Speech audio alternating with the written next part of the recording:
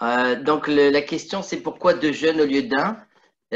Puisque on va voir, on va rentrer dans les détails. C'est la question que Rav Moshe Shapira pose de manière euh, directe. Il dit comme ça. D'abord, c'est on part du passouk de Echa où justement il y a cette notion de Ben Ametsarim. Hein. Vous connaissez le passouk Galta, pardon. Yehuda Meoni ou Merov Avoda. Hi Yasheva Bagoim, Lo Matse Amanoir, Kol Rodfea et Sigua, Ben Ametsarim. Donc Yehuda est allé en exil par la pauvreté et par une dure servitude. Il demeure parmi les nations, il ne trouve pas de repos. Tous ses poursuivants l'ont atteint. Comment traduire Metsarim? On peut dire les limites ou bien entre les étroitesses. C'est ça qu'on va essayer de voir aussi. Donc, quand quelqu'un il est dans un endroit étroit, il n'a pas possibilité de s'échapper. C'est un temps qui.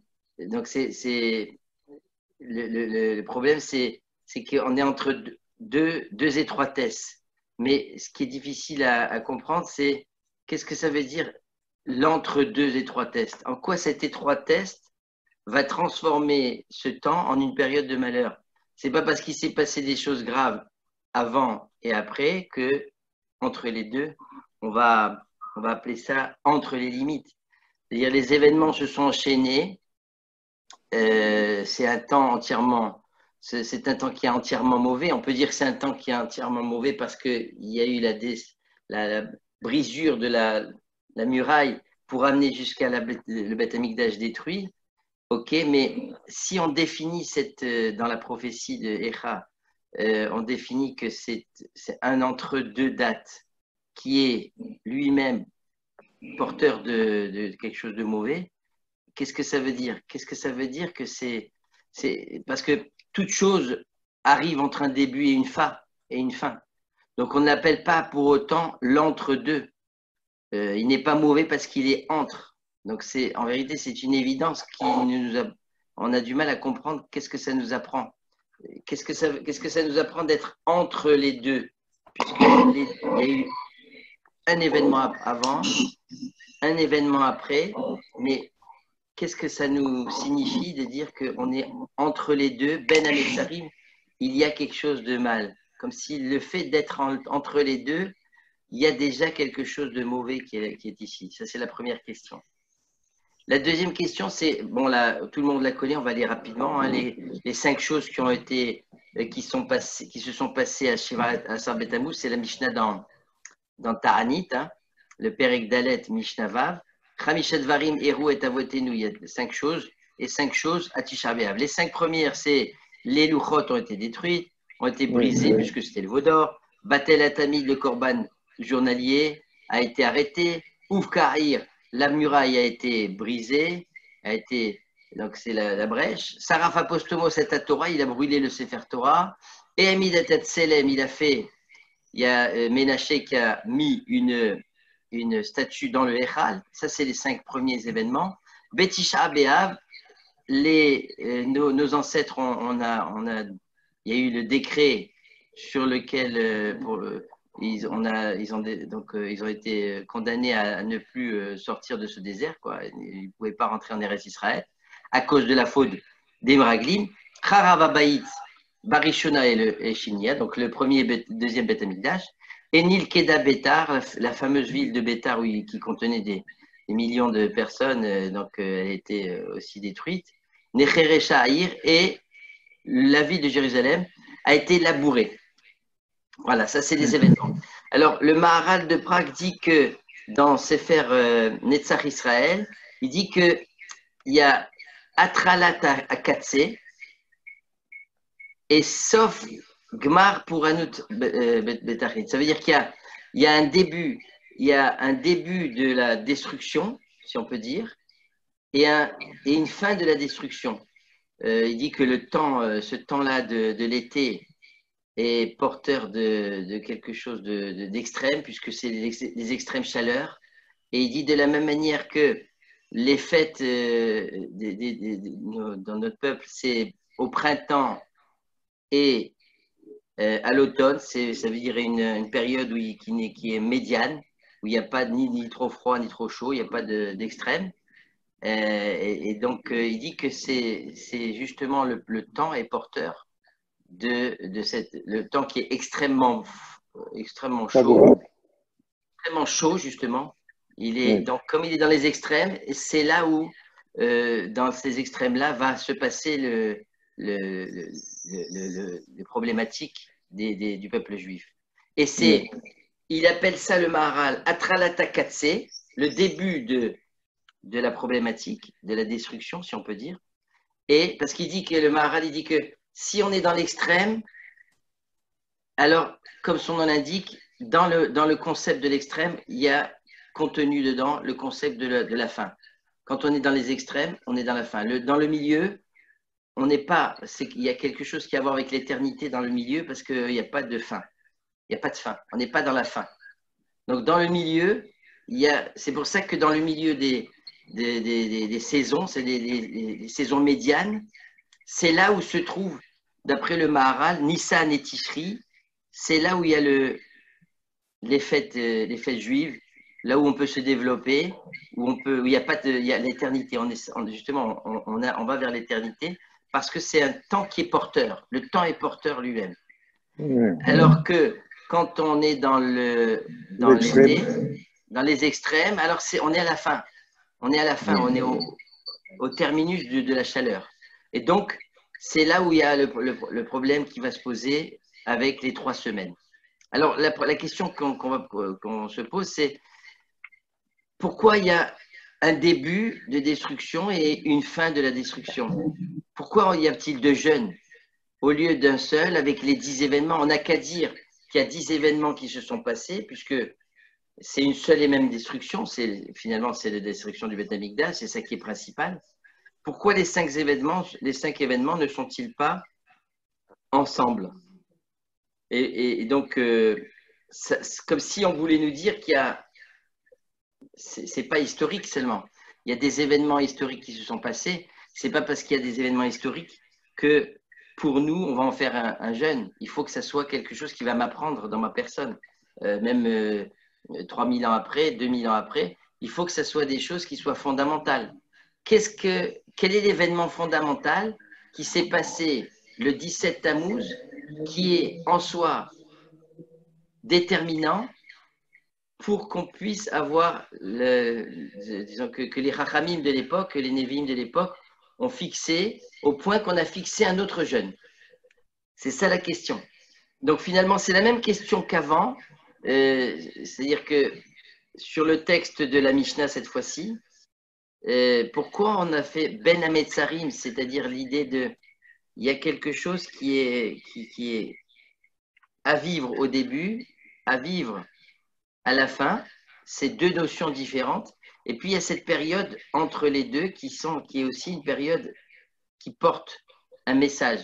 Donc, quels sont on va dire, les différents messages qui sont dans ces 3 parties, quoi, de ces 3 semaines, le début, le milieu et la fin, quoi. C'est-à-dire que qu'est-ce qu'il y a de fondamental, quoi, dans ces parties différentes. Ça va, c'est clair les questions? Oui, on pourrait penser qu'il y a un lien en fait entre les deux, que les secondes découlent des premières quelque part. Oui, mais ça suffirait pas, justement. Si tu dis que c'est toute chose, elle a un déroulement et ça découle, mais tu vas pas en faire pour autant, je sais pas, de dire que c'est fondamental au point qu'on va faire un jeûne là-dessus. Le principal, c'est la principale catastrophe, c'est la destruction du temple, les deux destructions du temple. Donc pourquoi tu fais un petit détail de l'histoire qui s'appelle le 17 Tammuz, où il y a des choses qui nous paraissent, voilà, un Sefer Torah qui a brûlé, bien sûr c'est grave. Mais Rav Shapira, il dit dans un shiur, il dit, mais il y a eu beaucoup de Sefer Torah qui ont brûlé, malheureusement. Donc ça veut dire que, voilà, c'est des choses. Apparemment, ce qui s'est passé en premier n'a pas suffisamment marqué pour que le second n'arrive pas. Voilà, mais encore une fois, qu'est-ce qu'il y a comme. Quelle est la chose qui est déterminante dans le 17 Tammuz, quoi, c'est ça. Alors, pour essayer de comprendre un petit peu tout ça, on va commencer par un texte du Midrash. Il y a marqué que quand les Bnei Israël étaient dans le désert, Ketimrot Hashan, c'est un passage dans Shir Hashirim, et Amar Rabbi El-Hazar Beshem Rabbi Yossi Youssef, Ben Zimra, oui, quand ils étaient Besha Shayu Israël Menodedim Mimasa les Massa, quand ils étaient dans le désert, Aya Hamoud et Anan Yored, il y avait la nuée la nuée qui descendait le soir, vers Hamoud Esh Someach, et il y avait la fameuse nuée de feu du jour. le soir qui montait Ouais. pour éclairer pendant la nuit. Ve'ashan, et donc il y avait la fumée de la Maharacha, c'est-à-dire des corbanotes, hein, là où on faisait brûler les corbanotes, qui montait, et c'est ça le spectacle qu'on voyait dans le désert. Les peuples, les nations regardaient, voyaient quelque chose qui se passait dans le désert, et donc ils voyaient qu'il y avait aussi ce feu qui sortait entre les deux barres du Aaron, Vesorfim, Lifneem Nachashim, et ils brûlaient les serpents qui étaient devant. Veyu Motarola, mais les non-juifs, les peuples disaient, ils voyaient ça, Veomrim, Elohut Hen Elu. Ce sont des hommes divins. Ils voyaient ça de loin, ils disaient, c'est pas possible. En Tashmishan Shel Elu Baesh. En Tashmisham Shel Elu Ela Baesh. Ils jouent avec le feu. Ils voyaient qu'il y avait le feu qui montait, qui descendait, et il y avait le feu qui brûlait les serpents. Il y avait des étincelles autour du peuple juif. Quand ils voyaient les étincelles, ils se disaient, c'est bizarre, quoi. Il y a quelque chose qui a à voir avec le divin. C'est un peuple qui a à voir avec le divin. Et quelque part, ils voient que c'est un peuple qui fait partie du dévoilement de la présence d'Hachem dans le monde. D'accord? Et si on a cette vision, on va dire, même que les nations, de la manière dont les nations nous regardent, eh bien, on a l'impression qu'il y a quelque chose qui est intouchable. Le côté intouchable qui se jouait dans le désert, que les nations ont perçu, c'est quelque chose que nous-mêmes, on peut perdre petit à petit. C'est-à-dire qu'on oublie qu'on fait partie d'un peuple qui était dans le désert et qui marchait avec des étincelles, qui était le peuple qui dévoilait la parole d'Hachem dans le monde. Donc, la possibilité qu'on puisse porter la main sur le peuple juif, c'était inenvisageable, si on peut dire. Il y a quelque chose qui était de l'ordre de l'intouchable. Les Juifs, dans le désert, ils sont intouchables. Et quelque part, quand, au fur et à mesure des années, on a cette notion qui est érodée, la notion du peuple juif intouchable, eh ben, c'est déjà cette possibilité qu'on puisse porter la main sur le peuple juif. C'est pas encore la destruction, mais c'est ce qui permet la destruction. C'est-à-dire que ce qu'on dit dans la tfila aussi, il y a marqué dans la tfila qu'on dit le soir, Torah ou mitzvot, rokim ou mishpatim, otanoli matta, tu nous as appris les lois de la Torah, anachnu Israël amo, et nous sommes son peuple. Cette phrase-là, anachnu Israël amo, on le dit, mais finalement, on oublie disons, la grandeur de cette phrase, quoi. Ça veut dire on est son peuple par lequel sa pensée passe, quoi. Donc, a priori, de la même manière que on peut pas, est-ce qu'on peut envisager que quelqu'un puisse toucher Chazvé Shalom, le divin? C'est impossible. Donc, quelque part, si nous, on est les porteurs de cette parole, on devient aussi intouchable. Comprenez? Donc ça veut dire qu'il y a donc ça veut dire que quelque part il y a cette idée du peuple juif qui est intouchable. C'est quelque part, c'est ça que le 17 Tammuz, il a été entaché par le fait que justement, Nishtaberu aluchot, les luchot les luchot qu'on a reçus et le lien qu'on a tissé avec Hachem, il a été entaché, cette idée de peuple intouchable a été entachée. Et ça, c'est qu'en soi, c'est pas la destruction du Beth Amikdash, mais c'est déjà La brisure des tables. voilà, c'est déjà quelque chose qui atteint le peuple juif. Alors, on va avancer un petit peu. Dans la Gemara de Gittin, vous connaissez aussi ça, c'est que quand Titus a détruit le Beth Amikdash, hein, il a pris une épée et il a guidé et aparochet. Il a mis un coup d'épée dans le fameux rideau du Beth Kodesh à Kodashim, dans lequel il y avait le Aaron à Kodesh. Oui. Et Naasenes, il y a eu un miracle. Veaya dam et batzbetz, et il y a du sang qui est sorti. Kassavour araget atzmo, il a pensé qu'il s'était tué lui-même. Rashi dit, c'est un euphémisme. C'est que Rashi veut dire que, la Gemara ici veut dire que c'était par rapport à Hachem. Quand on dit il a tué et s'est tué lui-même, c'est parce qu'on ne voulait pas dire que vis-à-vis d'Hachem. Vous comprenez? Ça veut dire qu'on ne voulait pas dire qu'il avait. Lui, il a pensé qu'il avait tué quelque part, si on peut dire, Kaviachol Hachem lui-même, quand il a vu du sang. Alors, est-ce que c'était un miracle qui était pour le tromper, ou est-ce que c'était quelque chose qui exprimait une certaine, naturellement pas la réalité, puisque Hachem il est vivant toujours, mais qu'est-ce qu'on veut nous apprendre par là?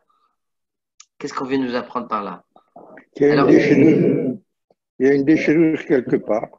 Ouais, alors où est-ce qu'elle se trouve, cette déchirure? C'est ça que Elle trouve dans l'affection d'Akadosh Baruch Hu avec son peuple. Exactement. C'est la Shekhinah, c'est la Shekhinah qui s'éloigne. Comme ça, il dit que Davar Barour, l'homme et Barpo à la dame chotée. On ne vient pas parler d'un fou il a conquis le monde. Et c'est sûr qu'on ne va pas dire qu'il a tué Chazvé Shalom. C'est pas ça qu'on est en train de dire. Ve'im ze'ole ala da'ato. Si on est en train de dire que quelqu'un il a pensé ça, on va pas le marquer dans la Gemara. Si c'est marqué dans la Gemara, c'est qu'il y a quelque chose à nous faire passer, il y a un message à nous faire passer. Donc, quel est ce message? C'est que quelque part,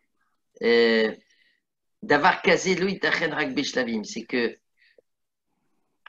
d'après Rav Shapira, il dit que on est en train de alors là, merci de la petite musique. Voilà.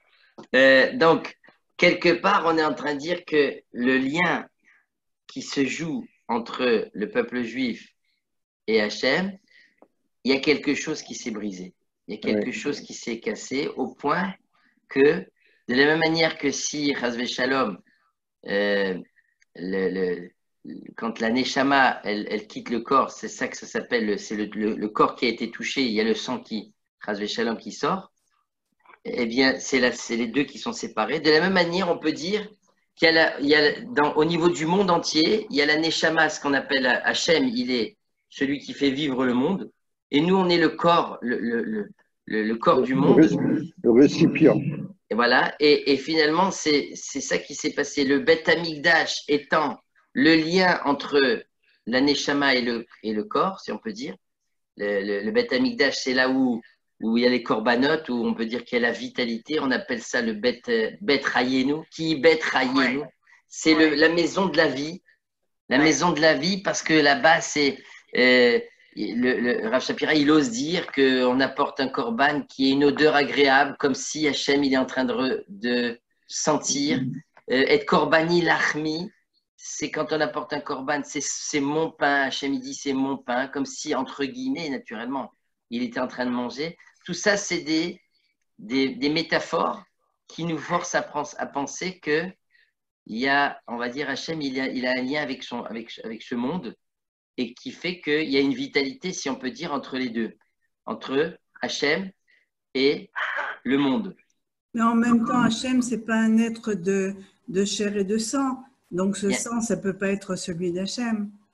Voilà, alors c'est sûr que ce n'est pas celui d'Hachem, mais c'est le sang si on peut dire, comme de la même manière que le sang, quand Razvé Shalom, l'aneshama se sépare du corps, c'est pas le sang de l'aneshama, puisque l'aneshama est intouchable, elle est immortelle.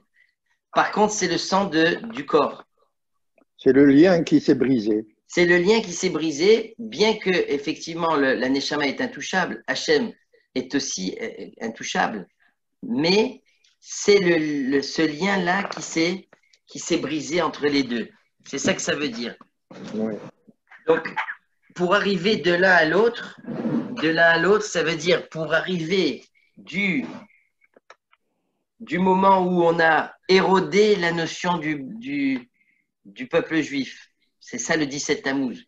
Pour arriver jusqu'à la destruction, c'est-à-dire la séparation entre Hachem, si on peut dire, et les Bnei Israël, puisque c'est ça ça a l'air d'être le Chorban Bet Hamikdash.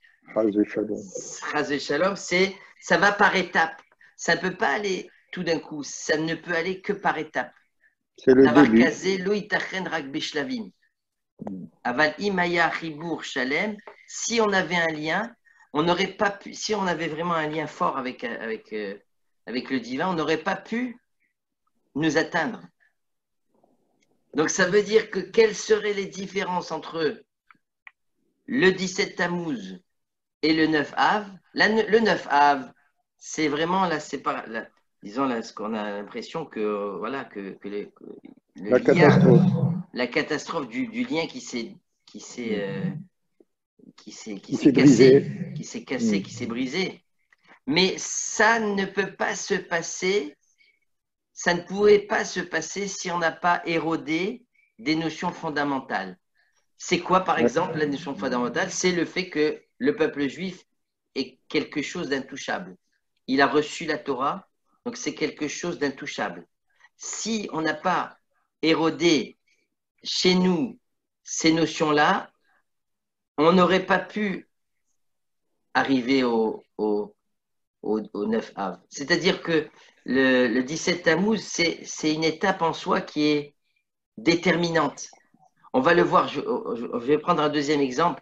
C'est la Gemara qui dit que un des 5 événements, c'est qu'il y a eu une statue qui a été mise. Hein, vous connaissez? Ménaché, dans le Kodesh HaKodesh, ils ont mis une statue. Et Hamid Selem Baechad. Alors, Baechal. La Gemara, elle demande, mais il y en avait combien là-bas de statues? Alors, on dit Chad, puisque c'était marqué au singulier. Alors, la Gemara dit, mais pourtant, il y a marqué Shikutsim Meshomem, il y a marqué au pluriel. Alors, comment tu peux dire que c'était une seule, mais il y avait au pluriel? Amarava très à vous. En vérité, il y en avait 2. La Gemara, elle dit, voilà comment c'est la statue qu'il a mis dedans.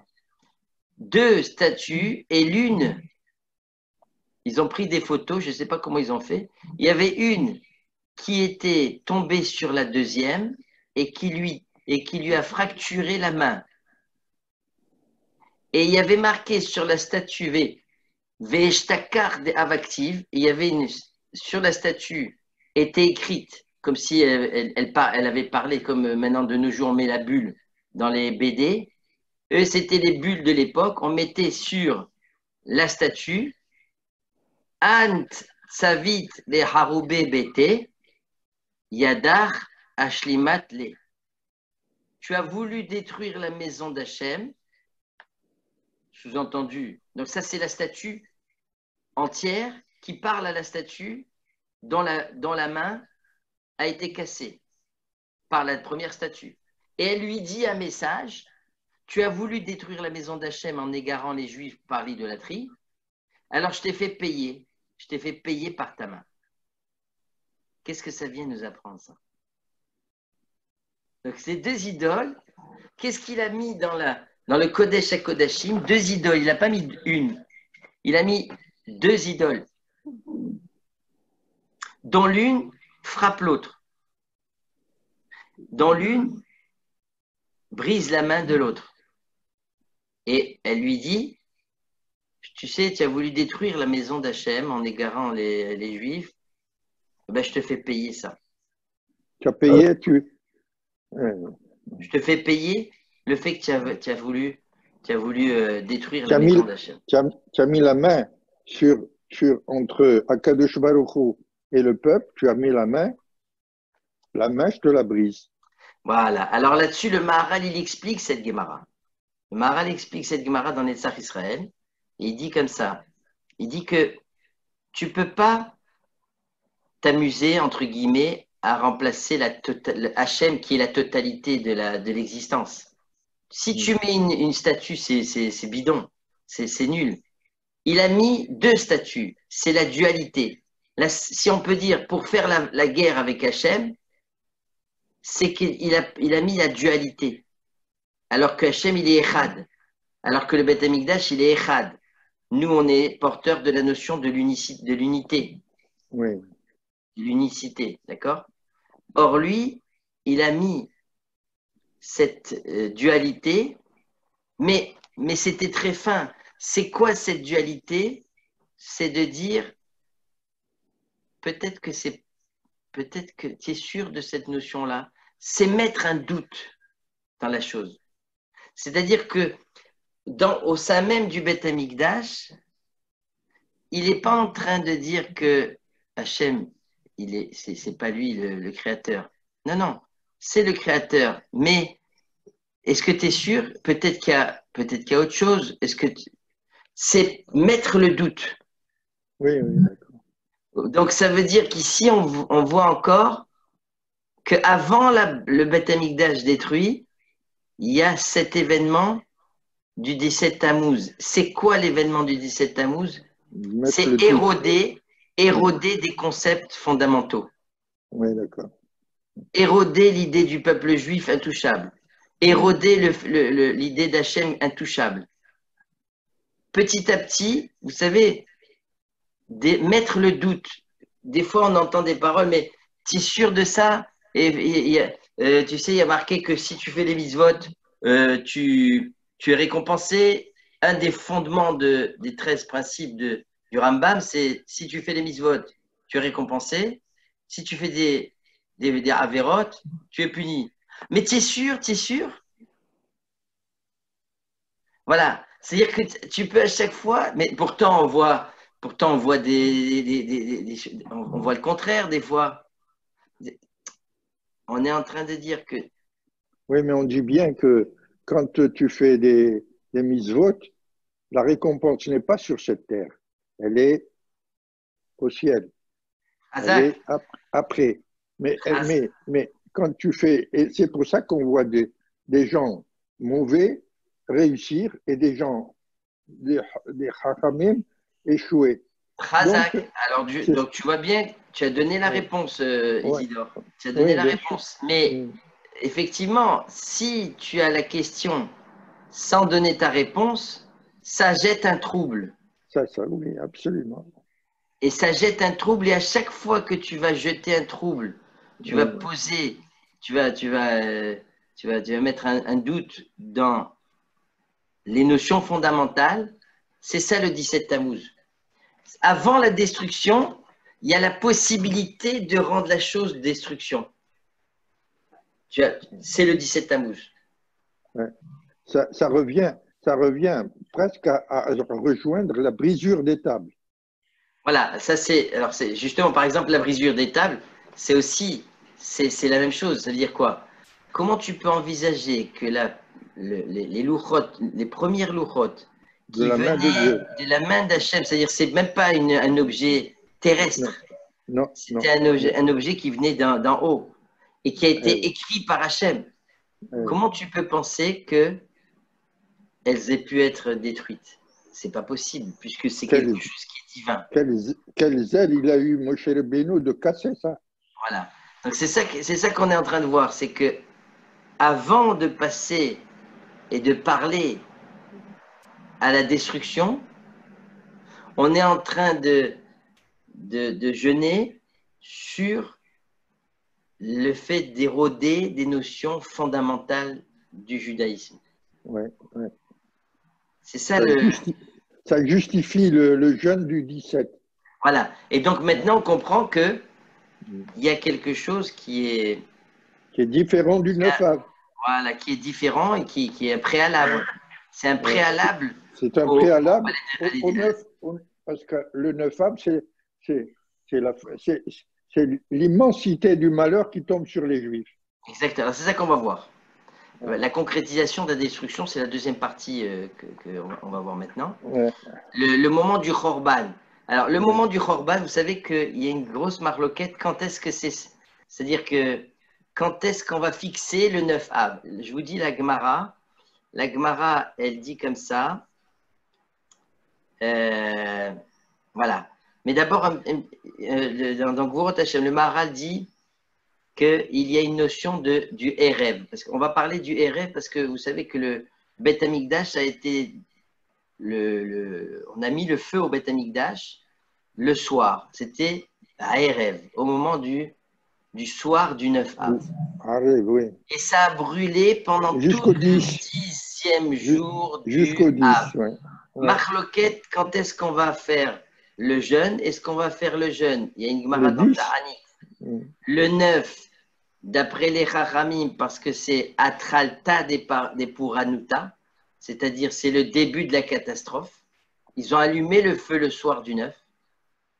Ou est-ce que Rabbi Yochanan, il ose dire, moi si j'étais, il m'allait Haïti Beoto Ador, Lokavati et la Berasiri. Rabbi Yochanan, il dit, je suis désolé, je m'excuse, mais moi si j'étais au temps du Beth Amikdash, j'aurais fixé le jeûne le 10. Pourquoi? Mi pene shirubo shelechal bo nisraf, parce que c'est la majorité du Beth Amikdash a brûlé le 10. Donc, Rabbi Yochanan, qui vient des années après, des centaines d'années après, il ose dire, moi, si j'avais été parmi les Dayanim, j'aurais décidé de faire le 10 parce qu'on va d'après la majorité de la combustion de l'incendie du Beth Amikdash. Rabbanan et les Chachamim, pourquoi ils n'ont pas eu la même idée que Rabbi Yochanan? Parce que c'est ce qui est déterminant, c'est le moment du début, du soir. Alors, le Maharal, il va dire qu'est-ce qui se joue dans le soir? Qu'est-ce qu'on a besoin de ce détail historique du Erev? Qu'est-ce qu'on a besoin de savoir si la guerre mondiale, elle a commencé le matin ou le soir? D'ailleurs, personne ne le sait si c'est la Deuxième Guerre mondiale, si c'était le matin ou le soir. C'est pas important. Et là, on en fait tout un plat. Le Maharal, il va faire... Comment? Parce qu'on commence un jour, le soir, on commence le jour qui va venir. Oui, mais c'était le soir du 9, c'est-à-dire c'était pas le soir la veille du 9, c'était le soir quand on était en train de passer dans la journée du 10. C'était à la fin du 9e jour qu'on a commencé à allumer le feu. C'est le début du 10e jour. Voilà, exactement. C'était le début du 10e jour. Qu'est-ce qu'on a... C'est exactement comme Hanouka, la marloquette entre les deux rabbanim. L'un, il dit qu'il faut allumer un jour après l'autre, et l'autre, il dit qu'il faut allumer les 8 et diminuer un jour par jour. Ça ressemble à ça. Oui, non, sauf que là, ouais, est-ce que c'est le début ou la fin? Ouais, c'est possible. Mais en tout cas, là, il y a un détail qui nous paraît insignifiant où le Maharal va en faire tout un plat. Regardez ce qu'il dit dans Gvurot Hashem. Gvurot Hashem, il dit Verod Arov, vous savez, dans les 10 plaies, il y a une plaie qui s'appelle Arov. C'est la même racine que Erev. C'est le mélange des bêtes féroces, d'accord? C'est le mélange des bêtes féroces. Et Veine Achosh Ergam Kenikra Erev, le soir s'appelle Erev. Vous savez quelle est la racine du mot Erev? Me'ourav. Me'ourav, ça veut dire mélanger.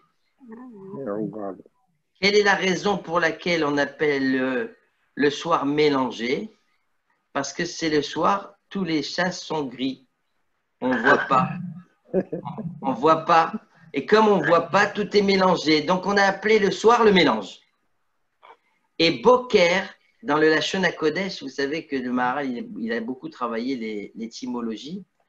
Et le Boker, c'est le matin. De quelle racine ça vient? C'est Bikoret.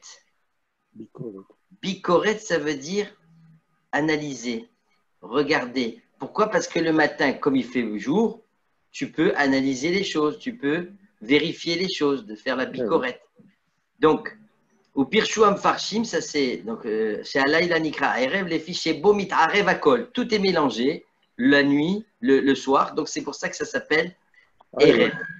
Ven Evdel Ben Davar les Davar, tu ne peux pas faire une différence entre les choses, ou Boker Nikra Boker, Hachem Shiachol Evaker, tu peux faire une distinction le matin, tu peux faire une bicorette, le Boker, il fait le jeu de mots entre les deux.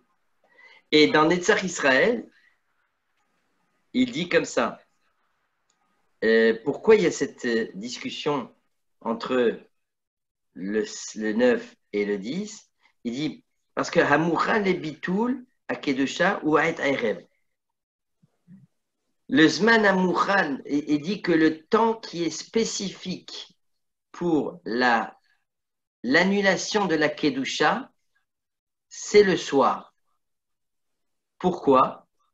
Chez Erev, Gamken Istalkut Or. Parce que le soir, c'est la disparition de la lumière. Vous êtes d'accord? Oui. Il va faire un parallèle entre les deux, dans la métaphore du soir. Donc le soir, c'est la disparition de la lumière. Donc le soir, c'est obligatoire que la disparition de la lumière du monde, chez où Bet Amikdash, qui est le Bet Amikdash, le Bet Amikdash devait être détruit le soir. Pourquoi? Parce qu'il s'appelle Oro Shel Olam. Vous savez que le Bet Amikdash s'appelle la lumière du monde. D'après le Maharal, enfin maintenant on comprend bien, parce que c'est le lien qu'il y a entre Hachem et les Bnei Israël. C'est ce qui donne sens au monde, c'est le Bet Amikdash. Veinu dirtiv oina lanu ki pana ha'ayom. Malheur à nous puisque le jour s'est couché. Et on a vu Tsilele Harev. On a vu les ombres du soir. Le Maharal dit Pirouch Adavar. Pourquoi on dit ce pasouk? Oina lanu ki pana mesiut haolam. C'est quoi le jour s'est couché? C'est l'existence de la lumière du monde qui n'est autre que le Bet Amikdash. Vezeaya keshechara Bet Amikdash. Ki inatu tsidele arev, parce que c'est donc les ombres du soir sont apparues. Veinu shechachach haolam, parce que le monde s'est obscurci depuis que le Bet Amikdash a été détruit, mais pas au sens physique, mais au sens métaphysique. Il y a quand même quelque chose de questionnant, c'est-à-dire que quand Hachem a créé le monde, c'est toujours marqué Vayerev, Vayevoker. Quelle est la question?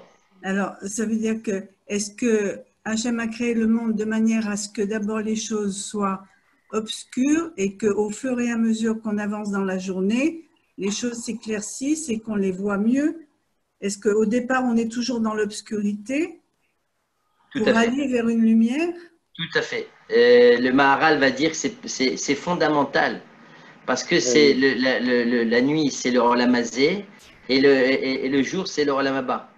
On va de l'obscurité vers la lumière, exactement. Alors que d'autres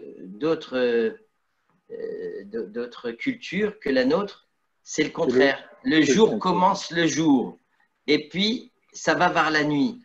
Eux, ils disent, vous voyez, c'est pendant la nuit que se finit le jour, c'est à minuit. C'est une vision du jour autre. Oui, absolument. Chez nous, les Juifs, dans notre culture, on va de l'obscurité vers la lumière. de l'ombre vers la lumière. Exactement. Ça veut dire on va du Olam Hazé vers le Olam Haba. Ça veut dire c'est ça qu'il y a derrière. Pour l'élévation de l'homme, il va de l'ombre, il va du sombre à la lumière. Exactement. C'est très correct, c'est très correct. Exactement. Donc c'est ça qui dit. En même temps, la naissance, c'est autre chose. Ça veut dire, en même temps, la naissance, on a l'impression qu'on est dans un monde obscur et qu'on sort vers la lumière. Absolument. Oui. Ouais. Tout se tient, tout se tient. Exactement.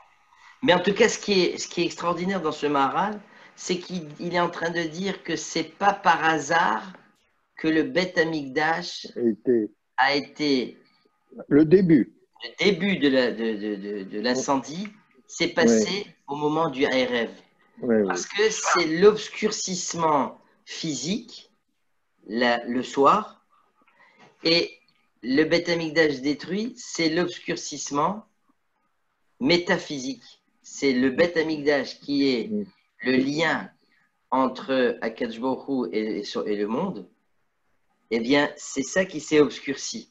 On appelle ça Oro Shel Olam. Le Beth Amikdash, c'est Oro Shel Olam, la lumière du monde. C'est le début du malheur du noir qui a plongé sur la lumière du 9 au 10. Exactement. Donc maintenant, on comprend que, encore une fois, tout ça pour dire quoi? C'est qu'on est en train de retrouver la même notion dont on a parlé le 17 Tammuz. C'est-à-dire que, de la même manière que on avait dit le 17 Tammuz, c'est le fait d'éroder des notions fondamentales. Oui. D'éroder des notions fondamentales. La notion du peuple juif, la notion des louchot, la notion du divin, Chazvé Shalom même lui-même. Eh bien, mais ce n'était pas encore là la destruction elle-même. Eh bien, on est en train de voir que le Beth Amikdash détruit, c'est aussi quelque part le hirouf, c'est le mélange. On est rentré dans une période de trouble, c'est-à-dire où les choses ne sont pas, c'est le concept du trouble, c'est-à-dire le fait qu'on ne trouve plus le sens du monde. Le Beth Amikdash, ça serait le sens du monde. C'est ce qui donne, qui donne le sens à ce que Hachem il a voulu dans le monde. D'accord? C'est ça que ça veut dire. C'est pour ça que la halacha, on va jeûner le 9 et on ne va pas jeûner le 10. Même si la majorité du Beth Amikdash a été détruite le 10, mais on va d'après le début du trouble, de ce qui s'est joué dans le soir. Voilà. Donc. Et pourquoi on jeûne de 3 heures du matin à 22h30? Ça, c'est le 17 Tammuz. Oui. Pourquoi ces 25 heures-là? Ah, ça c'est. Non, tu veux dire qu'à Tisha B'Av, on jeûne 25 heures. Voilà. Oui. Non, mais à 17 Tammuz aussi. Non. On commence à 3h30 du matin et on finit à 22h. D'accord, mais c'est pas 25 heures. C'est pas 25 heures. C'est pas 25 heures. D'accord? Donc là, c'est parce qu'il y a justement, c'est les deux jeûnes de Yom Kippour et de Tisha B'Av où c'est la totalité de la journée, quoi, on veut montrer par là que c'est vraiment le deuil du Beth Amikdash, quoi. Donc, extraordinaire.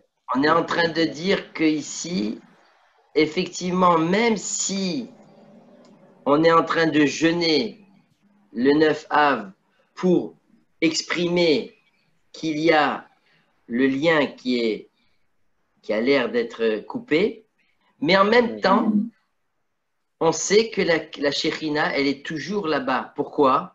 Parce que vous savez très bien que quand à cet endroit du Beth Amikdash, il y a encore la Kedusha, puisqu'on n'a pas le droit d'aller là-bas.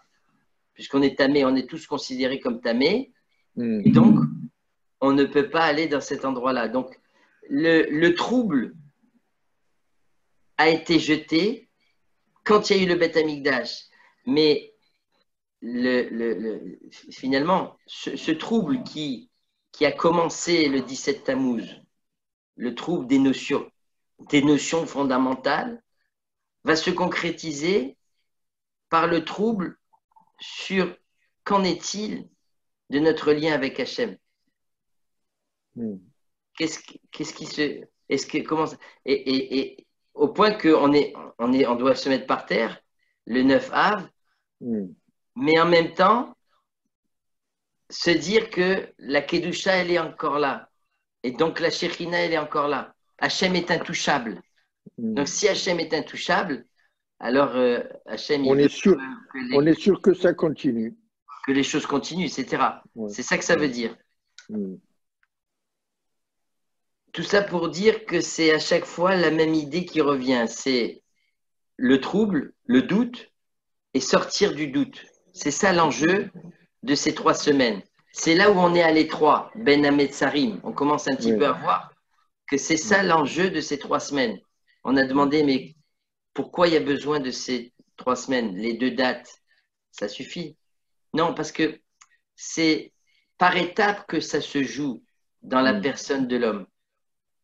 Si on vient jeter le trouble dans les notions fondamentales, c'est petit à petit que ça va se faire dans ta personne. Et petit à petit, arriver jusqu'à la destruction totale du lien que tu as avec Hachem. Donc, ce n'est pas historique. C'est des choses qui se mettent en place petit à petit. Le poison s'insinue petit à petit. Voilà, si on peut dire. Jusqu'au 9 Av. Voilà. Alors maintenant, une halakha, une petite halakha qui est marquée dans le Shulchan Aruch. Dis-moi Yves, pourquoi, moi je sais que mon père, il faisait les 10 jours avant 9 Av, 10 jours, tous les jours, il jeûnait. Ah oui, pourquoi? Ah bon? Oui. Oui. Je connaissais pas cette halakha. C'était un minag. Ah, c'est possible que ce soit un minag. Peut-être, oui, c'est possible. Ouais. À voir. Je sais que tous les jours, il jeûnait. Les jours du mois de Av, tu veux dire? Oui. Les 10 jours avant le 9 Av. C'est possible. Alors, une halakha qui est très très bizarre. Vous connaissez cette halakha, c'est marqué dans le Shulchan Aruch. Tzarich lizaher miyud zayin betamuz ad tisha be'av shelo leler yechidi. On doit faire attention pendant ces 3 semaines de ne pas marcher seul, mais arba shaot ad tisha shaot. Vous connaissez cette halakha? De la 4e heure du jour, c'est-à-dire à 10 heures du matin, jusqu'à la 9e heure du jour, c'est-à-dire à 15 heures. De 10 heures à 15 heures, tu dois faire attention de ne pas sortir seul. Pourquoi? Mishum Shebaem Ketev Meriri, parce qu'il y a ce qu'on appelle le Ketev Meriri. Cholette, il y a alors, on va voir qu'est-ce que c'est que ce Ketev Meriri. Où est-ce qu'on le retrouve, ce Ketev Meriri? C'est dans le Dvarim, c'est dans la Torah, et donc on peut le traduire aux enfants. Ce n'est pas des choses qui sont métaphysiques. Si, ça doit être des choses métaphysiques, mais en tout cas, regardez ce qu'il dit dans Dvarim Lamed Bet. Il y a marqué Mezeraav ulchume reshef veketev meriri veshen behemot ashalachbam haim hamat zohale afar. Là-bas, vous savez, c'est la paracha de Ha'azinu, et c'est les remontrances. Moshe Rabbeinu, avant de mourir, il dit si vous ne faites pas les misvot, etc. Il y aura, Rashi dit Ketev meriri, s'écrit toute Shed chez Shemo meriri. C'est une destruction qui est un démon qui s'appelle Meriri. Ils ont traduit le démon de midi, puisque c'est... Pourquoi ça s'appelle le démon de midi? C'est pas moi qui le dis, c'est dans la traduction. Pourquoi? Alors regardez, parce que, regardez ce qu'il dit dans le Midrash. Rav Shapira, il ramène le Midrash qui explique cette chose-là. Davar acher kol rotfea isigua ben hametzarim. Donc, il y a tous les poursuivants te poursuivent entre les étroitesses, Beyoma de Haka, le moment de l'oppression, Mishiva Asar Betamuz Atish Abeav, Shebaim Ketev Meriri Matsui. Il y a Midever Beofel Yahalor, Miketev Yashus Haoraim, c'est le pasuk qui reprend dans Teilim ce même terme, Ve'anim Ve'eno Me'aler Lo Behama Ve'lo Betzel. Le Midrash dit, ce démon, il va ni dans le soleil, ni dans l'ombre. Et la Betzel à Samour Lehama. Écoutez ça. il va dans l'ombre qui est juste la ligne entre l'ombre et le soleil. Et c'est ramené dans le Mishnah Broura, c'est un truc de fou. Le Mishnah Broura, il dit, parce que le Mishnah Broura, c'est la halakha, c'est pas de la métaphysique, hein, c'est Vechen Izaru Bayamim Shelo Leler Ben Chamal Etzel. Il faut faire attention pendant cette période-là de ne pas marcher sur le fil entre l'ombre et le soleil. Et ça s'appelle le démon de midi, mais qui a été détourné. Non, alors le démon de midi, pourquoi? Parce que ça a l'air d'être que pendant cette période, c'est dans cette période de 10h à 15h. 15h, oui. C'est cette période-là. Rav Shapira, il bombarde. Regardez ce qu'il dit. Zedin Mouzar, c'est très très bizarre. Ouais. Sharishoni Martikimoto, Poskim Evim Alacha, c'est une Alacha, c'est Tsarimize. Avalma Kesher Shelanu Nedvarim. Comment on peut se relier à cette Alacha? Comment on peut l'intégrer dans notre vie, cette halakha? Ça nous a été donné à nous, pour qu'on apprenne quelque chose. Comment le comprendre? Vous savez qu'est-ce qu'il dit? C'est justement la même idée que le harev. C'est ni le jour, ni la nuit. C'est le fil entre les deux. C'est le fil du rasoir. C'est-à-dire, en d'autres termes, dans le Maharal, il dit que la nuit, c'est mieux que le soir. Regardez, je vous dis la phrase. Adraba, il dit, dans Netzach Israël, toujours le même endroit, même si tu me dis que Laïla, il est plus noir que le Erev, que le soir. Qu'est-ce qui est mieux, le soir ou la nuit? Mais la nuit, elle n'est pas reliée à la destruction. Pourquoi? Parce que la lumière n'est plus existante dans la nuit. Au contraire, la nuit, elle est juste avant le jour, d'après. Mais dans le soir, on est relié avec un jour qui est en train de s'éteindre. C'est la protection de la journée. C'est là? La nuit protège la journée. Attends, si tu permets, Isidore, là, je vais traduire le Maharal parce que j'ai du mal, même moi. C'est quoi? C'est qu'il dit comme ça. Il dit, le soir, c'est la fin de la lumière du jour. Et c'est là où se place la destruction. Par contre, la nuit, c'est le début, ça va annoncer déjà le jour d'après. Donc, il n'y a pas la destruction du jour. Au contraire, si on peut dire, c'est ça qui va faire germer le jour d'après. Donc, je vous dis comment j'ai lu dans Rav Shapira, il explique que la nuit, il y a quelque chose de clair dans la nuit. Vous savez, c'est quoi? C'est qu'on sait qu'on ne peut rien voir. C'est que dans la nuit, tu sais que tu ne peux rien voir. Dans le soir, tu crois voir des choses et tu te dis, bon, tu peux continuer. Vous savez comment, des fois, on peut continuer à jouer dehors et puis les enfants, ils continuent à jouer au ping-pong dehors dans la soirée. Et ils croient voir mais en vérité, tu penses que tu peux encore continuer et puis tu te trompes. Donc, tout ça pour dire que ça serait de la même manière, cette idée de Ketev Meriri, c'est dans cette période des 3 semaines, c'est exactement l'enjeu dont on est en train de parler. C'est le trouble. C'est le ni jour ni nuit.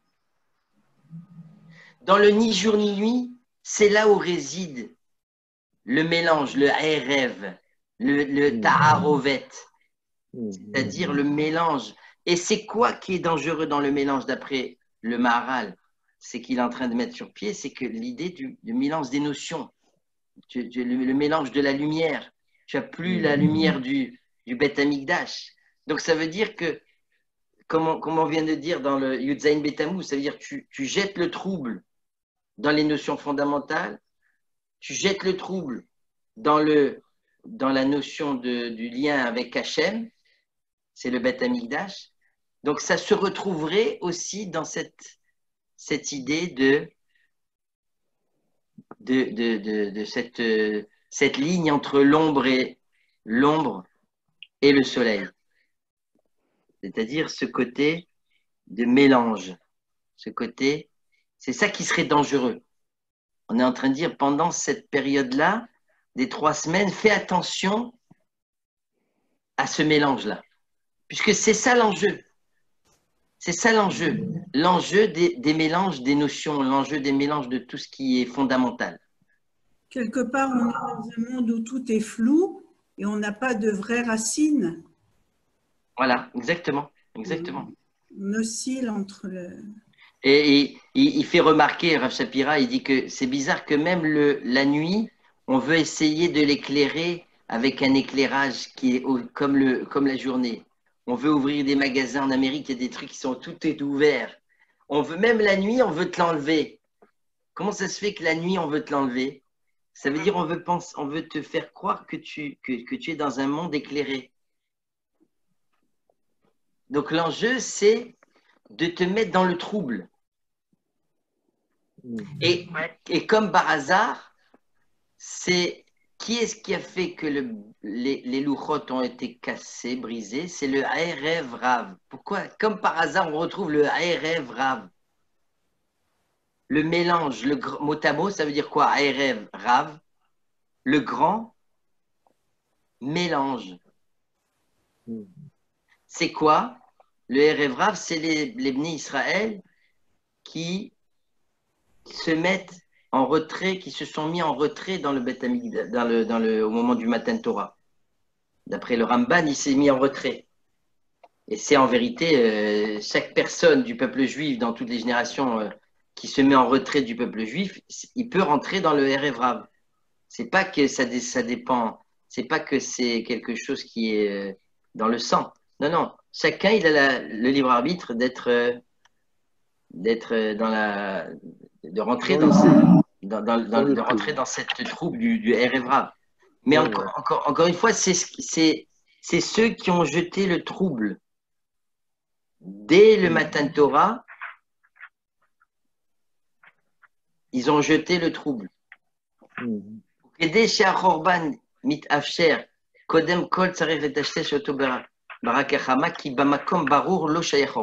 Voilà, l'idée qu'on peut dire, c'est dans un endroit qui est clair, il ne peut pas y avoir de destruction. Si tu as fait l'effort de compréhension de ce que c'est que le peuple juif, de ce que c'est que la notion d'Hachem, de ce que c'est que… Si tu as fait l'effort de compréhension, il n'y a pas possibilité de Khorban.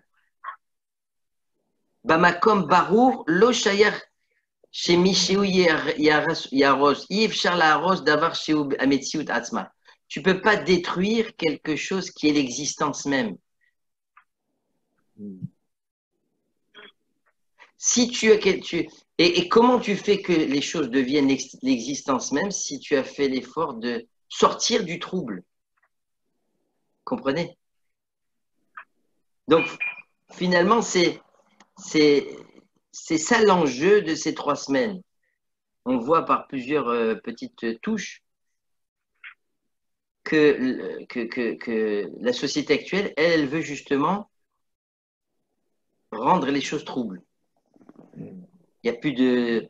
Qu'est-ce qu'il y a? Le peuple juif, c'est comme tous les peuples. La terre d'Israël, c'est une terre comme toutes les autres terres. Et puis, voilà, nous aussi, on a un Dieu.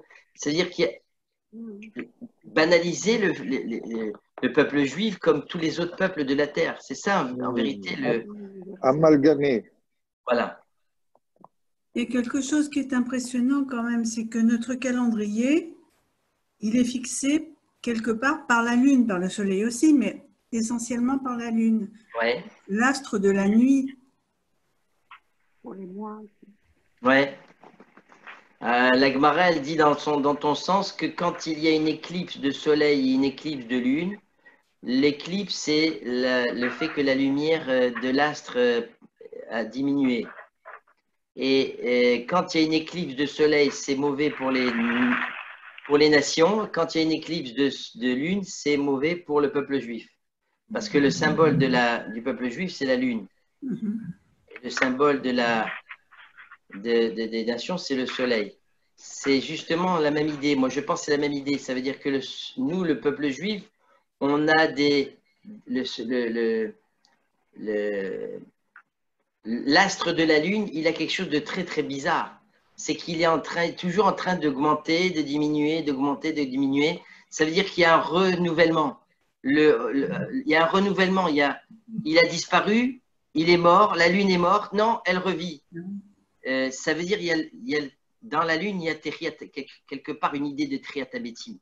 Mais en même temps, la lumière qu'elle a, elle lui est donnée par le soleil. Oui, tout à fait. C'est pas de son propre… C'est ça, tout à fait. Ça veut dire que c'est la même idée. Ça veut dire que le fait que nous, on dépend de la lumière d'Hachem, on est dépendant d'Hachem. Le soleil, c'est ceux qui pensent que c'est eux les producteurs de la vie. Mm-hmm. Nous, on pense qu'on n'est pas les producteurs de la vie. On reçoit la vie. D'accord? Yves, est-ce que tu ne trouves pas une correspondance entre toutes les deux choses toujours différentes, le lait, la viande, le 17, le 19, le ne pas porter de châtenesse, pourquoi c'est toujours bipolaire? Oui, toujours bipolaire. Ouais, c'est possible. Il y a beaucoup de choses qui moi, sont… je vois une correspondance. C'est tout dans le même sens. Ouais. Rentrer du trouble vers la lumière, du doute, du trouble, on va vers le jour, on va vers le 9 av pour sortir. Oui, c'est possible. C'est possible que les choses soient toujours données dans les deux sens, quoi. Oui, c'est possible. Pour terminer, je terminerai par ce qu'on va dire à Tisha B'Av. Vous savez qu'il y a une bracha qu'on dit à Mincha, qui ata Hashem ba'esh et tsatta, ou ba'esh ata ati livnota. Hashem, tu as construit, tu as fait brûler Jérusalem par le feu, ou ba'esh ata ati livnota, et dans le feu, par le feu, tu vas la reconstruire, Jérusalem. Chez Nehemar, Vani Eye, là, Neum Hashem Chomat Esh, je serai pour toi, dit Hashem, une muraille de feu, sa vive tout autour, Vechavod Iye Betocha, Baruch Ata Hashem, Menachem Tzion, qui va consoler Tzion, ou Boné Yerushalayim, et qui va reconstruire Jérusalem. La question, elle est incroyable. De Rav Shapira, il dit, mais depuis quand tu construis dans le feu? C'est contradictoire. Depuis quand tu construis? Qu'est-ce qu'on construit dans le feu? Comment tu peux dire? Le feu, c'est la volonté. Non, mais il y a le pshat d'abord, Isidore, il y a le pshat. Qu'est-ce que ça veut dire? Quand un objet est brûlé et s'il passe au feu, alors on le rend tahor par le feu. Non, mais d'accord, mais comment vous voulez construire par le feu? Ça se détruit. Tout est détruit par le feu. Comment on peut dire que tu vas construire quelque chose? Alors, à cause de ça, il dit, la particularité du feu, elle est que dès que tu mets quelque chose dans du feu, ça devient du feu. Ça veut dire qu'il n'y a pas possibilité de mélange, de ARF. Dans le feu, il n'y a pas possibilité de mélanger quelque chose. Il n'y a pas possibilité de trouble. C'est dans le feu, ça veut dire c'est le concept du feu qui est que tu ne peux pas mélanger. Le feu, c'est la totalité il consume tout. Oui, c'est la destruction, le feu. Tout ce qui est au contact du feu devient feu. Oui. Ça veut dire que il dit quelque chose, la phrase qui est là, Vechol mi shemenase leachnis betocho esh mashéou lo barour. Si on rend quelque chose qui n'est pas clair et qui est étranger, miyad midbarer veut offrir les esh. Esh lo sovelet ta'arovet. Le feu, il déteste le mélange. Vechol mi shemit arev offrir liot esh. Sham en arev. Dans le feu, il n'y a pas de arev. En ta'arovet. Donc c'est la même idée qu'on retrouve ici. Si le fait on avait dit, des 3 semaines, c'est jeter le trouble, c'est rendre les choses fondamentales, les rendre, mettre le trou, mettre le doute, eh bien, ce qui va pouvoir reconstruire Jérusalem, c'est la Bériroute, c'est-à-dire la clarté du feu. C'est d'ailleurs pour ça que le feu, c'est ça qui donne la lumière. C'est-à-dire qu'on est en train de voir ici que c'est le feu dans le sens, c'est ça qui va donner la clarté, ça veut dire le fait qu'on ne peut pas mélanger les notions. Vous comprenez? Ici, c'est le concept du feu qui est visé. C'est ça que ça veut dire construire. Tu vas pouvoir construire quelque chose d'essentiel. Quand on parle de feu, on parle des choses essentielles. Et c'est ça que ça veut dire. Et c'est ça que ça veut dire que dans un autre cours, il termine en disant que le Khorban du Beth Amikdash, c'est rien d'autre que le Khorban du Sechel et du Da'at. C'est-à-dire que le Khorban, sur quoi on doit pleurer, c'est sur la destruction de notre propre intellect. On doit pleurer sur la destruction de du flou artistique dans lequel on nous a mis avec la société actuelle, etc., où tout est mélangé. Tout est mélangé. Alors que nous, dans la Torah, on essaie de faire un effort de rentrer dans le sechel, de rentrer dans le da'at, ça veut dire de rentrer dans la compréhension. Voilà, je crois que j'ai un peu tout dit. Maintenant, si vous avez des questions, je sais pas. Il y avait beaucoup de textes. Je suis désolé. Hein, Ah, c'est superbe, superbe. Vraiment super. Hazak ou Baro?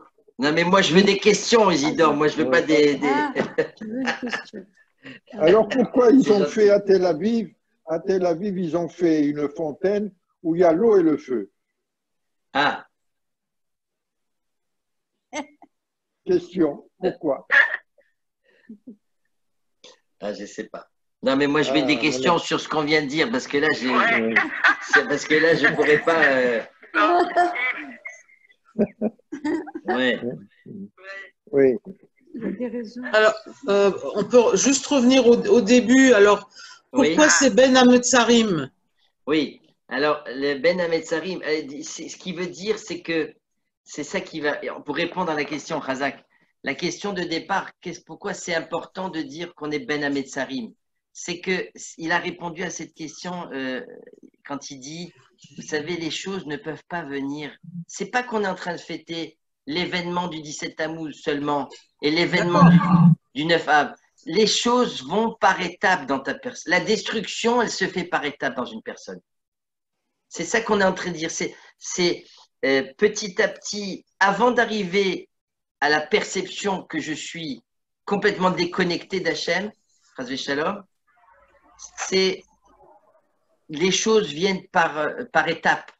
C'est l'érosion des notions fondamentales, l'érosion de ce que ça veut dire. On pense qu'on peut toucher au peuple juif, mais tu peux pas toucher au peuple juif, sur lequel même les nations, elles montraient du doigt le peuple juif dans le désert et disaient, mais ils sont divins, ces personnes. C'est des personnes divines. Donc ça veut dire, même toi, tu t'es laissé entraîner dans cette vision du juif qui n'est pas divin, dans cette notion de la Torah qui peut brûler. Qu'est-ce que ça veut dire que le Sefer Torah peut brûler? Mais c'est du feu, la Torah. Elle ne peut pas brûler, la Torah. Donc, nous, on a oublié, enfin, moi j'ai oublié, c'est ça qu'on est en train de dire, on a oublié que la Torah, c'est intouchable. Donc, petit à petit, tu vas penser que le peuple juif, il est plus intouchable, il est plus indestructible. La Torah, elle est plus indestructible. Les notions fondamentales des Luchot que Hachem lui-même a écrites, on peut les détruire. Donc, c'est ça le trouble. Voilà, c'est le trouble de toutes ces notions de Ben Hametzarim qui vont faire arriver petit à petit la vraie destruction. Mais c'est en soi, on doit jeûner sur ça qui est déjà un événement gravissime dans la personne d'un homme. C'est que il dit comme ça, c'est la efsharut chez Khorban. La possibilité qu'il y ait une destruction, c'est déjà quelque chose de grave. Mais c'est quelque chose qui est complètement séparé de la destruction. C'est ce qui va rendre possible. C'est ça. Est-ce que ça veut dire que le 17 Tammuz, c'est le rêve de Tisha B'Av? Tout à fait. Ouais.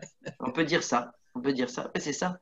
Mais ce qu'on apprend d'ici, c'est que le 17 Tammuz, c'est le rêve de Tisha B'Av, c'est le mélange des notions, le mélange de ce que ça veut dire le Echal. Voilà. C'est que, vous savez quoi? Le Echal, la quatrième, moi j'ai trouvé que c'était génial cette histoire de.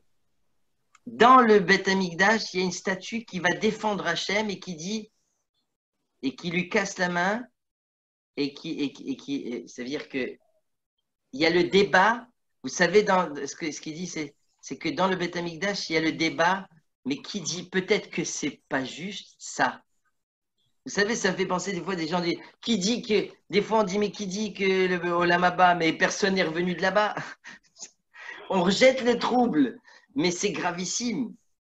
Tu jettes le trouble sur le Olam Haba, tu jettes le trouble sur la Torah, tu jettes le trouble sur. Et puis petit à petit, tu arrives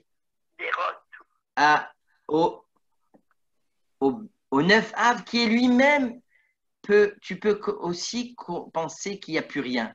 Mais en vérité, c'est faux.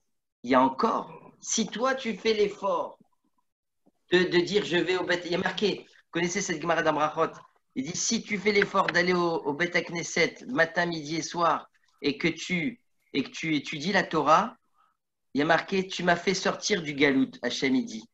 Pédaouni, tu m'as fait sortir du galout. Qu'est-ce que ça veut dire, je me dis, tu m'as fait sortir? Ça veut dire oui, tu peux, même si le Beth Amikdash a été détruit, mais tu peux recréer quelque part dans le Beth Knesset, dans un Beth Midrash, dans l'analyse des choses, dans le fait de reprendre le lien avec Hachem, tu peux ne pas tomber dans ce trouble qui est le Beth Amikdash est détruit, donc c'est fini entre nous. C'est pas vrai. Il y a marqué Hachem, Hachem dit quand vous allez au Beth Knesset, quand vous allez au Beth Midrash, quand vous étudiez, vous êtes en train de me faire sortir du galout. C'est Gemara Brachot d'Afret. C'est un truc. Qu'est-ce qui donne l'espoir? Qu'est-ce qui donne cet espoir de reconstruction, de lumière, d'impossibilité d'annihiler, de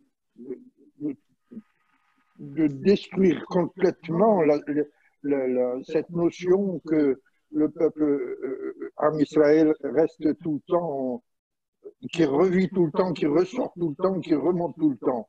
Qu'est-ce qui donne cette assurance?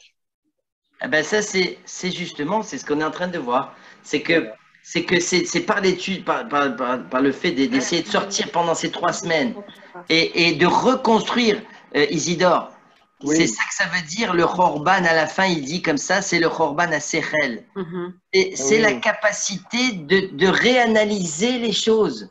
Voilà, de rendre vivant le fait que, je viens de lire encore une autre idée qui est marqué que si quelqu'un y réfléchit, c'est le Rav Yaakov Hamdin, il dit si quelqu'un y réfléchit, il y a un miracle encore plus grand que la traversée de la mer, c'est le fait de l'existence du peuple juif. Tu vois? Mais on n'y croit plus. Ça veut dire, comment est-ce qu'on y réfléchit ça? On y réfléchit de temps en temps, c'est vrai, mais ça veut dire qu'il y a quelque chose de la Netzach Israël, le fait de prendre conscience de l'éternité du peuple juif. Oui. Ça, c'est encore beaucoup plus grand que la traversée de la mer. Et ça, c'est quoi le secret? C'est sortir du Khorban à Sechel et du Khorban à Da'at, c'est-à-dire sortir de la… Le Beth Amikdash détruit, c'est le Da'at qui est détruit, c'est l'intellect qui est détruit, c'est la capacité d'interroger les choses qui sont détruites. C'est-à-dire de rendre vivant les choses et de donner du sens à tout ça. C'est le contraire de Erev, sortir du soir. C'est fondamental que le Beth Amikdash, et maintenant je comprends, parce que je ne comprenais pas, c'est quand même insignifiant. Pourquoi tu fais attention à ça, toi, le Maharal, de dire que c'est le soir qu'il faut il fallait qu'il soit détruit le soir? Mais parce que c'est au niveau de la symbolique, c'est extraordinaire. C'est le moment du trouble. Où le Erev, il est Me'orav, c'est ça le Lashon HaKodesh. Où les choses sont mélangées. Et si c'est mélangé, c'est le contraire du Da'at. Merci beaucoup, il faut que je vous laisse. Ok, allez, alors Shavua Tov. Bonne journée. Hazak Baruch Yves. Embrasse Rosa, hein, embrasse Rosa. C'est super, hein, franchement. Yves, s'il te plaît. Voilà, allez, ciao, ciao. Shavua Tov, mon grand. Et Shavua merci Tov. beaucoup, tu es exceptionnel, vraiment. Ça fait plaisir dans la famille d'avoir quelqu'un comme ça. C'est gentil. Razak. Yves, Ciao, ciao. Allez. Salut. est-ce qu'on Oui. peut dire que si l'homme avait les corottes et qu'il n'y ait pas un issour de jeûner 2 jours de suite, on pourrait dire que entre le 17 Tammuz et Tisha B'Av, c'est un seul jour et que quelque part il faudrait jeûner quelque part. Si bien sûr il n'y avait pas de issour. Hein, De jeûner plusieurs jours, tu veux 2 dire. jours de suite, voilà, ouais. Je veux dire, ça rendrait compte de l'habitude que le papa de M. Partouche disait. Oui. Ça veut dire qu'il jeûnait, il y en avait qui jeûnaient tout le mois de Av. Bah, je pense qu'il jeûnait que le matin parce qu'on ne peut pas jeûner Non. de suite. 10 jours. Non, à condition de manger le soir, quoi. Ah ben oui. Ah oui, voilà, oui. Comme les musulmans le ramadan. Ouais, c'est ça ce qu'ils font. Oui, c'est un peu ça. Exactement. Ouais, non, mais bon, mais tout en gardant que on a quand même fait l'effort d'essayer de séparer complètement entre le 17 Tammuz et le 9. Oui. C'est pas la destruction elle-même, mais c'est ce qui rend possible la destruction. C'est ça, parce qu'il y a une symbolique. Ok, allez, au revoir maman. Hein. Allez. Au revoir Rosa. Au revoir. Il y a une symbolique des 21 jours entre les deux. Une symbolique entre eux?